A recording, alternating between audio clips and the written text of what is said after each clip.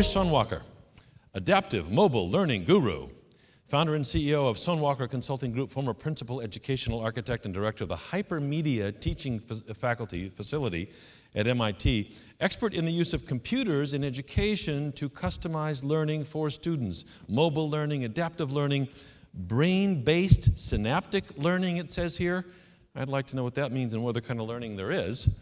Anyway, he says there is freedom from the slavery of learning. He is editor-in-chief of the quarterly journal MOOCs Forum. I'm sure it's behind on the back of your toilet at home. Massive online open courses. Is pedagogical, you know that. Yeah, that theory is that one size does not fit all in the learning process. Fantastic, great to have you. Nish Sonwalkar, thank you for being here. Thank you. Please welcome Nish Sonwalkar. Thank you. Hello, can you hear me in the back? Great. Thank you very much, Idea Boston, for inviting me for this wonderful gathering. I'm learning a lot here. And what a privilege to be introduced and interviewed by Tom. Let's do a poll. How many of you listen to On Point going back home? What do you think? How is Tom's performance in that? Great. Thank you, Tom, for your service. Absolutely. So what I'm going to talk today is changing the interface of education with brain-wave adaptive mobile MOOCs. I thought that this is Ideas Boston. Let's come up with and talk about some new ideas rather than what has been said. And so what I will try to do is talk about MOOCs first. How many of you know MOOCs? Okay, very good. So as you know, the MOOC phenomena has happened in the last few years. And people say that it happened in the last 2 years, but I don't believe that, primarily because online education has been around for a long time. But what happens in every technology, there is a tipping point. And I think the MOOC was a tipping point where the online education, which was originally thought about as a second-class citizen to the university system, when the Research One University went into the MOOC, suddenly it became a very hip thing and very, very attractive thing for everyone to talk about. So if you look at Chronicles of Higher Education, lots of different articles coming up. But you all know about Gartner's hype cycle. So the MOOC has gone through the hype cycle, and now it's kind of getting into the place where we talk about disappointment cycle. So there are a lot of articles now in the Chronicles of Education saying that how faculty is not happy about it, right? But now what you also see in the Gartner cycle is that then it goes up to maturization process. So what I want to talk about here is that MOOC, massive open online course, is an opportunity which can really help educational process. And my specific passion there is science, engineering, technology, and mathematics education. I came to this country in 1985-86 as a graduate student at MIT. The reason I came to this country all the way from India, because I thought this is the pantheons of the science and technology. This is where I need to be the best researcher in the world. We are losing that leadership now. And if you look at your own next generation, they are not going into science and technology. And I believe if we do a good job with the MOOCs, we can possibly bring back the educational and science and technology leadership back to the United States of America. So let's begin with that introduction. What are different types of MOOCs? So you all know X MOOCs. So you may have MIT X, Harvard X, and Berkeley X. A lot of these are the ones where you essentially providing MOOCs where the X MOOCs are providing you video and you're providing you self-paced learning. You can do it on yourself. If you look at C MOOCs, are more collaborative MOOCs. So there are a lot of linking, a lot of connecting, and that's how you will do. The another one that we have coined now, the term is called A MOOC, which I'm focusing on is adaptive MOOCs. How can we make MOOCs, which is a very, I would say, lonely experience of learning with 150,000 students, but you are trying to connect with others, and there's no faculty there to answer your questions. You are learning on your own, most of the time with the video lectures, which is kind of going backwards in online education. But there is certain good thing about listening to the best professors from the top universities in the world. and learning from them some of the subject matter you never thought that you wanted to learn, like quantum mechanics. And that's where what we call is a curiosity factor, but it weans out very quickly. So let's talk about that. And I'm going to introduce a new term, which is called brainwave adaptive mobile MOOCs, and I'll come to that as the idea that I'm focusing on. So the focus here in the MOOCs is innovation in open online education. The promise here is democratization of education across the world. There are lots of stories that you hear from those who proponent of MOOC that there were students who were discovered as the gems of learners in remote parts of the world, and now they are able to come to MIT. So we are looking at the places like Colombia, India, China, and we are focusing on the great student that we can discover. So it's a talent discovery model as well, which is very important for us to get those talents in the United States. So if you look at this promise, if you look at can be fulfilled, but before I get to that, let's look at some of the history, and this is where I very quickly go through this, is that it did not start in 2011, as we now say, the MOOC movement. The first MOOC was done in 2001 as open courseware, where we put Walter Lewin's video online and the physics course online. But if you look at after 10 years or so, the tipping point was 2011, the course from one of the Stanford professors, Sebastian Throne, and then MITx came in, and edX came in, a whole bunch of things happened. So there is another history for the UMass. There was the first adaptive MOOC was developed this year, which I helped develop with University of Massachusetts. So we are also putting a point in history. The first adaptive MOOC, March 2013, Molecular Dynamics MOOC, University of Massachusetts, Boston. Thank you. So these are the players, Sebastian Throne, Andrew Nuck, and Daphne Kohler are again two professors from Stanford who started Coursera. Sebastian Throne started Udacity, and of course after that EDX with the new president, Raphael Reif, who initially started this project between MIT and Harvard.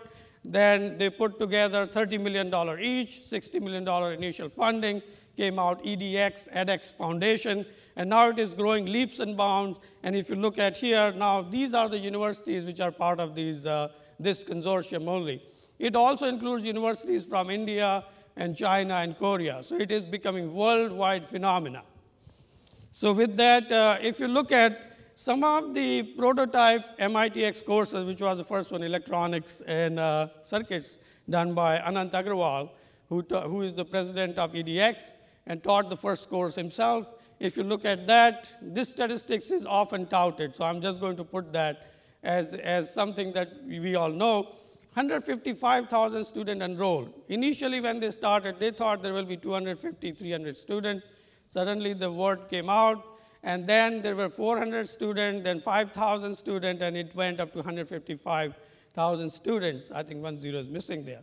But if you look at within the first, when the course went to 12 weeks, within the 3 weeks' time, it came down to 22,000 students, which is 14.2%. Then if you look at the first midterm, which was offered online, was taken by 9,000, and completed student is 7,000, which is a lot more than the classroom. However, if you look at the A grade, which you consider as the competency that you got with 340. So often it is touted is that the completion rate for the MOOCs is very low. And I think there are also other sustainability issues which are coming up. And those sustainability issues, number one is low completion rate, course is one size fits all, dependence on video lectures, which is often very boring experience, need more instructional design, quality of content is always not good, not a personalized experience, auto-graded assessments, sustainability in terms of looking for the business models, value of the certification, who is certifying that, now the plagiarism, who is doing the course, do you really know who is at the other end of the computer, authentication of the student, etc. So barring all these issues which are coming up, my thinking is that these are tactical issues, these are operational issues, they can be worked out.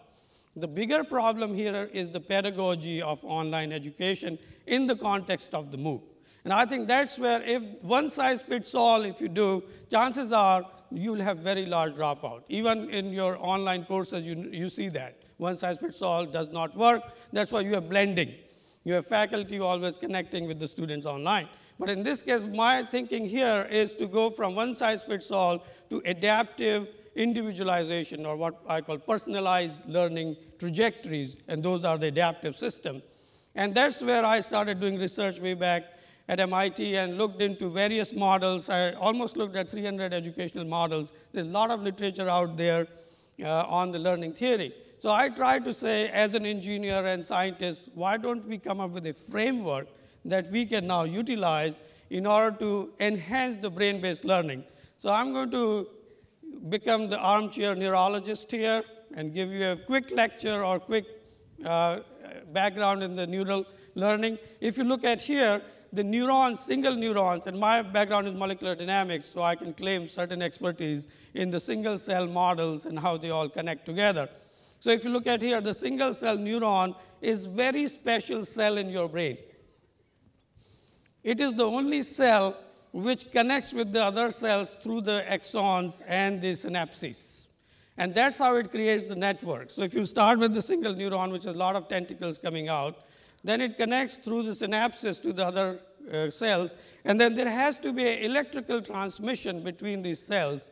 And these are called the neuron cells. But there's a lot of new study coming out. So in order for you to do a certain task, educational task, you have to reach certain action potential. You have to reach to certain threshold that all these neurons started firing.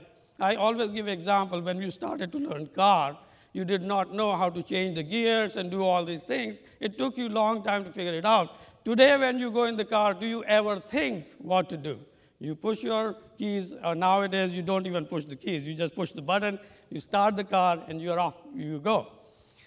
The reason it happens that way, because your brain has allocated certain amount of neurons connected together to do that task, and it took some time to create those neurons. So I think the idea here is to how we can increase creation of these neuronal networks in the shortest amount of time for completing certain educational tasks. So if you look at here, the suggested pedagogical framework here is that you have to use media, models, interactivity, and social construction. So these are the 4 dimensions of learning, because no one learns the same way. In my research, what we also found that not only students learn differently, but they learn different content differently. So if you are learning math versus history, you may be completely different learner. You may make different learning choices, different learning strategies. So if you look at, in this case, we came up with the 5 learning strategies: apprentice being step-by-step learning, induction based on example, incidental based on real-life scenario, deduction based on learning by doing, project-based learning, and discovery, which is based on learning by conducting certain experiments, or now even game-based learning. So once you put all the content in the framework of pedagogy of learning strategies and provide sufficient interactivity with the real-time intelligent feedback, now I'm able to get you to certain competency. Once you get to certain competency, now you can be socializing with other students saying, I learned something, let me share it with you. So that's where the social construction and the group theory works there, how you form the group, norm the group, and all of that. So social construction has become very big in the MOOC environment, because now you have 150,000 students. You can socialize online, connect with each other through discussion board, chat rooms, Facebook, Twitters, and create certain social learning environment, which is becoming a very big part of online education. So in the 4-dimensional learning model, what I'm suggesting is the media is very good in invoking neurons. That means you are creating more input, different kinds of multimedia input, auditory, visual, kinesthetic, etc. So once you give that, electrical signals are creating more and more neurons, so you do need multimedia. But then once the multimedia comes in, it's not everything, which is what is often misunderstood, that if I put a lot of multimedia, a student will learn. It does not happen that way. The multimedia has to be put in the context of pedagogy. So in this case, all the multimedia is put in the pedagogy of apprentice learning, incidental learning, inductive learning, deductive learning, and discovery-based learning. So now, the system is also looking at all the trajectory that you are going. This is where my molecular dynamics background comes in. We used to observe all the atoms and their trajectories. Human beings also have their trajectory of learning. Atoms are well behaved, human beings are not well behaved. So it's very hard to predict them. However, with statistical inference like Markovian models, etc., you can now say what is the probable best path for you. And that's where the probability theory comes in. And now you can put that into, so now you have learning strategies with synaptic connections. This is where the name synaptic learning comes from. So more synaptic connections are made, and once you provide intelligent feedback, then networks are formed. Now you know that what you are learning is correct. You have been given the feedback right away, not like 24 hours later when you send an email to your online professor, he sends you answer after 24 hours and you forgot what the question was. So I think in this case, immediate feedback, if it is provided, then you go to social construction. Now you have bragging rights saying that I mastered this, I will tell you what to do. Let me help you out if you are not understanding. And that's where the best way to learn is to teach. And what we see in the online MOOC environment, a lot of students become teachers and they help each other out. But at the same time, it is right now done very randomly. So what we are coming up with the theory of how you form those groups in a correct way that you can enhance the learning process. So with that kind of thinking, you have brain-based adaptive learning systems with the MOOCs, where you can put a student initially with their own guests, then go through learning strategies, and now you have mobile devices. This is another thing which I am proposing, that if you look at outside America, people have more cell phones than the tablets and the laptops. And the cell phones are becoming smarter and they are becoming bigger in size. So cell phone, if you go to remote part of India, where I come from, you will have the person who is driving the rickshaw, 2 cell phones. But he won't have any education, but he's always carrying 2 or 3 cell phones. Why not reach them through mobile tablets and mobile phones? So this is where adaptive mobile learning works, is that you can provide immediate feedback through the devices, which are ubiquitously, truly ubiquitous devices.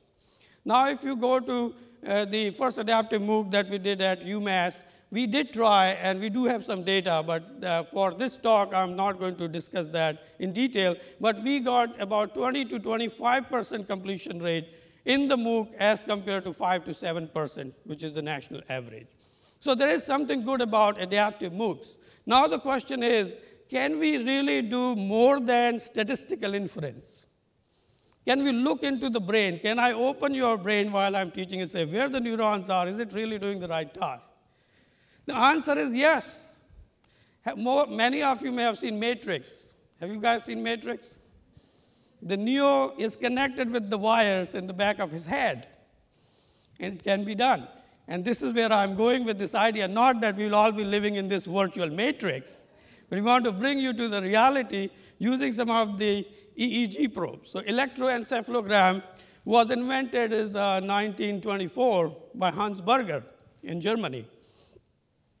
Now if you look at the idea that was started just for understanding the brain waves, now it is used for a lot of disability issues and also mental issues. So if you have schizophrenia and all of that, you can look at the EEG brain wave patterns.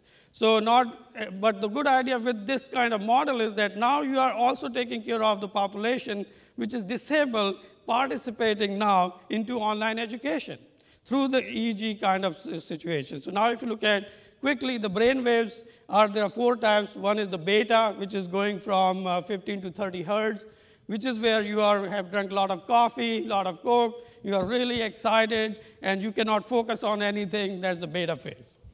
When you sit down, take some breath, calm down, focus a little bit on what you're looking at, that's the alpha phase. It's called alpha wave, brain wave. When you are really close to sleeping and highly meditative state, that's called theta. And theta state is supposed to be the best state for your learning and creativity. And the delta state is when you are completely asleep. This is the deep sleep, 4 to 5 hertz we are looking at. So using these functions, now what you can do, the mind reader mobile apps and tablets. So this is disruption. I'm not talking about science fiction. This is already happening. This is 19th of April, 2013. I think It's about that time this article came up. So now they are coming up with these headbands, which are with the probes around that, which are EEG probe.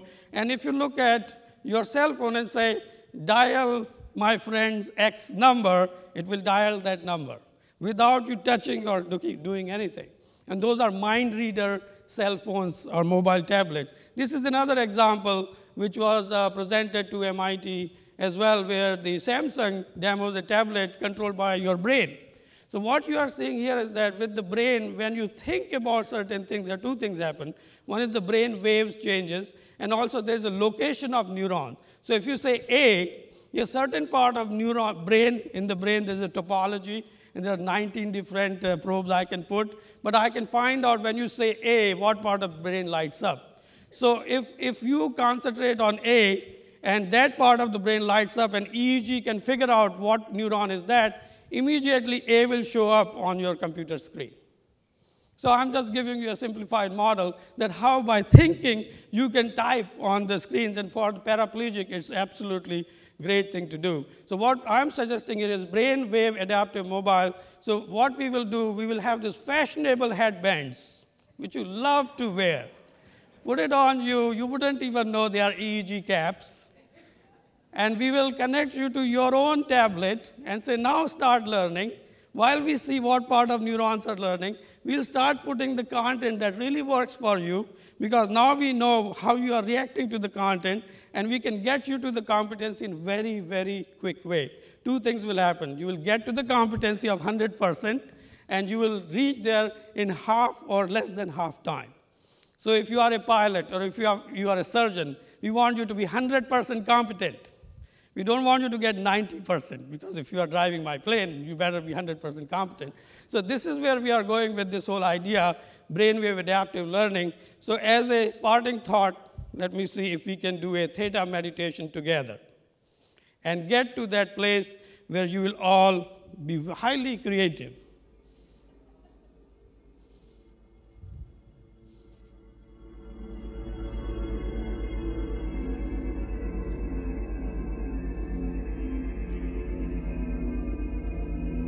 Please do not drive after seeing this video.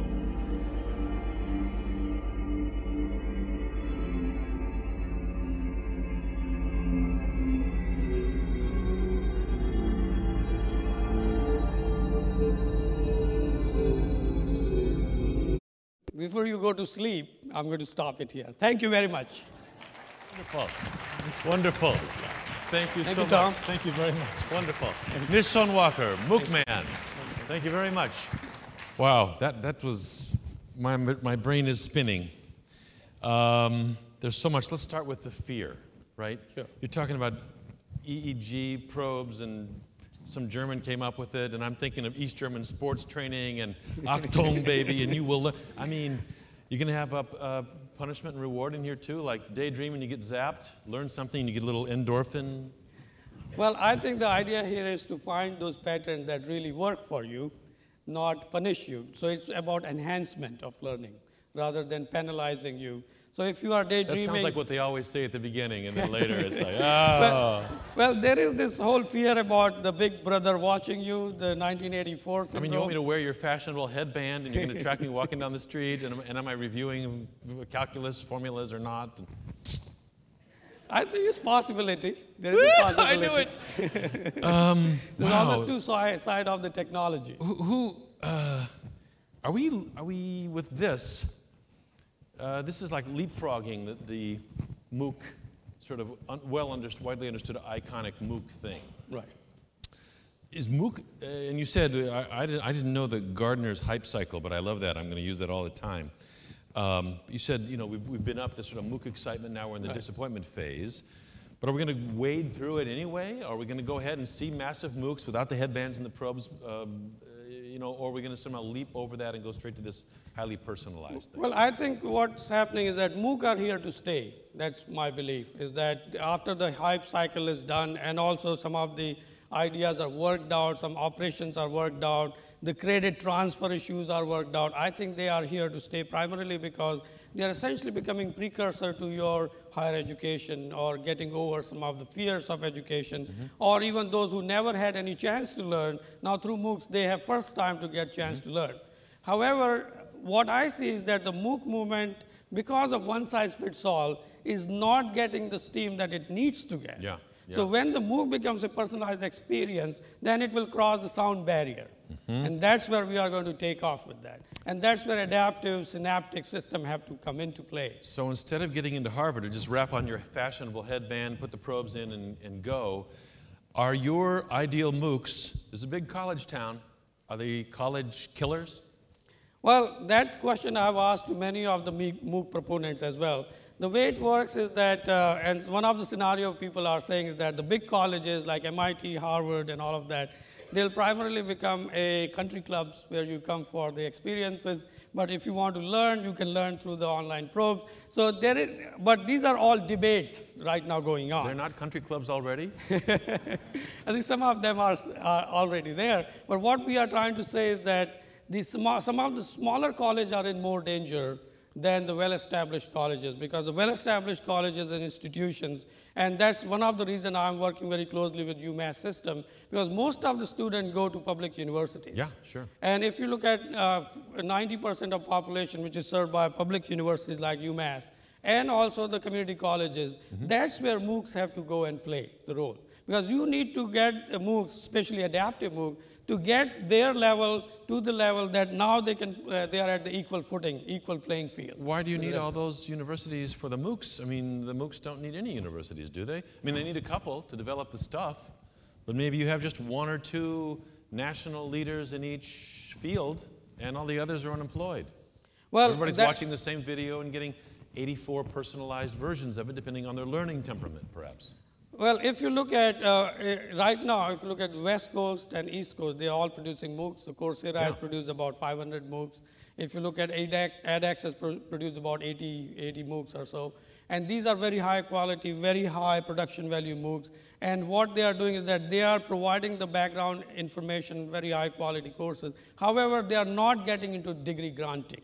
So what universities are doing, they are keeping the degree granting part away. What I can conceive later on is that you took one course from Harvard, one from MIT, MOOCs, all MOOCs, and then you come to X university and say, now you give me the bachelor's credential. Now that has not happened, and I think there are a lot of battles will be fought before that happens. I feel like you're withholding, Nish. What percentage of our current population of colleges and universities will still be standing, significant, needed, and important once all of this comes to pass? 10%? 20? 2? My guess would be that it will be split of 30%. 30%. So 70% of universities, colleges gone. Possibly. And I think what they have to do... We're going to stop history right here. No, what they have to do, reinvent themselves to become a player in this whole MOOC movement, because there will be different services provided, different mentoring provided for the student, where there will be different models. And I know a lot of my faculty colleagues will be right now saying, Nish, you are absolutely wrong. If you look at the books were supposed to go away, they have not gone. Yeah. So I think there could be multiple pathways to come in. I think what it will serve is the underserved population. The other theory which is talked about is disruption.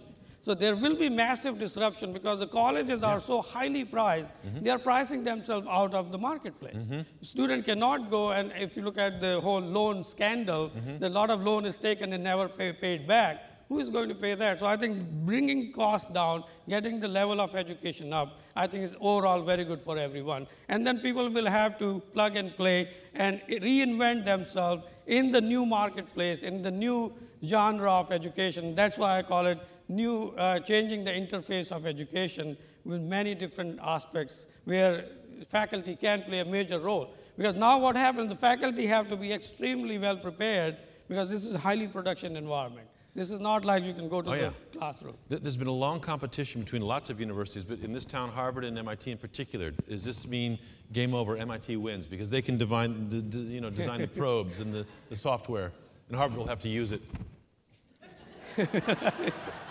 Well, I think the jury is still out there. I think there's a lot of developments happening, but we are at the crossroads where MOOCs and the things like that are going to change the way we think about education.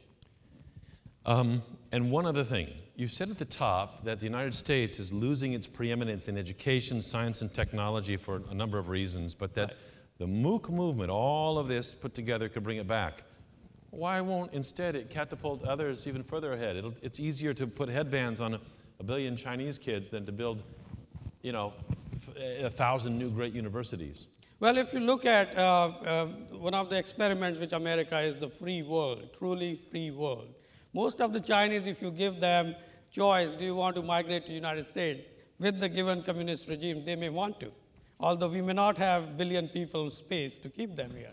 So what I'm saying is that the whole idea of American experiment and also making sure that there is a culture of research and education that attracted students from all over the world, if that is kept alive here, then we still will keep our technological edge over everyone else. You have a really magnetic mind and vision and delivery, and we're very grateful to you for being with us today. Nish Sonwalkar. Thank you very much. Thank you very much. Thanks. Thank you. Yeah. Thank you, Nish. Thank you. Thank you. Wow, fantastic. Fantastic.